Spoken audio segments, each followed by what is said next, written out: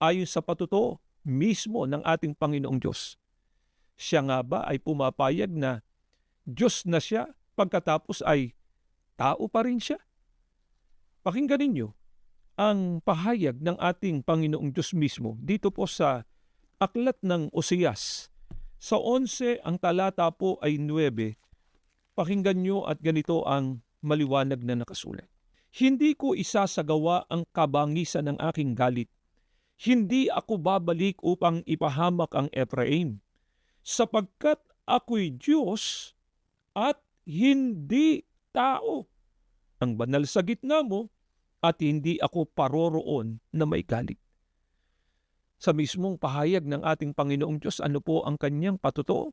Ang sabi ng ating Panginoong Diyos, ako anya ay Diyos at hindi tao.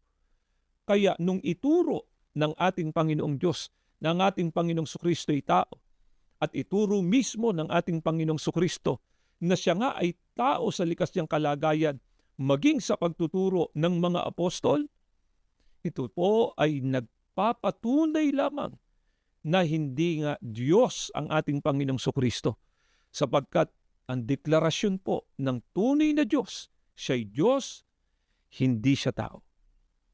Ito po ang dahilan, mga mahal po naming mga taga-subaybay, kung bakit ang mga kaanib sa Iglesia ni Cristo ay naninindigan na pagka ang pag-uusapan ay tunay na likas na kalagayan ng ating Panginoong Sukristo, siya po ay tao at hindi Diyos.